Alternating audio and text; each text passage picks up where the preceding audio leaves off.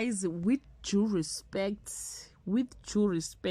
ama-writers ethonga ayasidakelwa manje, ayasiconfusa like yo.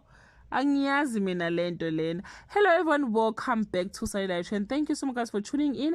I'm back again with Mzansi Soap Histories and namhlanje sikhuluma guys ngethonga. Yazi ukuthi emva kokuthi ngibuke ithonga Friday ngivele ngayikhumulela umkhokha nje ngathi yazi umkhokha ungcono kuyento esiyibukayo.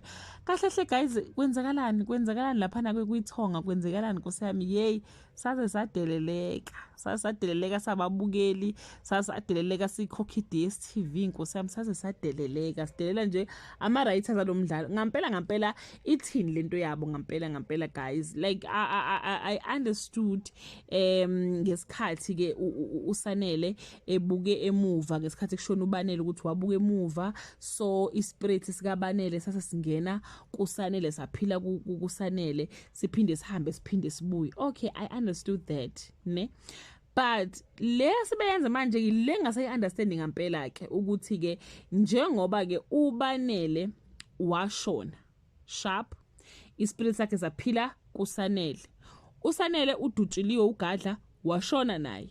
So le spirit manje sesiphila kubani, siphila kuphi kanjani, or vele sekuyisipoki vele lesesiphila guys. Kahle kwenzekalana ke nichazeni guys ngengqondo zenu nje manje ukuthi mhlawumbe nine idea ukuthi lento ethonga nti sisebenza kanjani.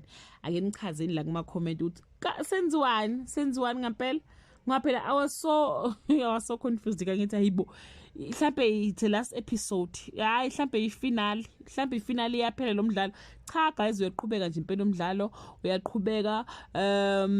uBanele uzoba busy ke manje ke abe busy noZama, ushonile njalo, bashonile bobabili noSanele, like kwenzakalani?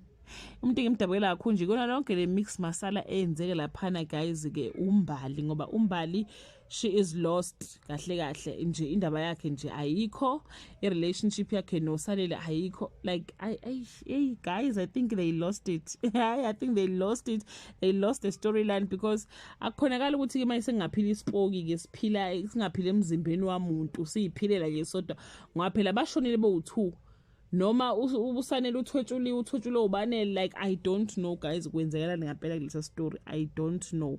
But guys, if you have an idea, please kuma comment section just drop your comment usho ukuthi wenicanga ukuthi kwenzakalani njengamanje, because I'm so lost guys, ukuthi ithonga kanti sisebenza kanjani manje, sisebenza kanjani ithonga, ubani lo uSanele noma uBanele, ubani nalowo, because bashonile manje bo2 and kuzokwenzekalana ngesidumbuke sika Sanele njengoba sisehlathini nje nogadla naye seshonile.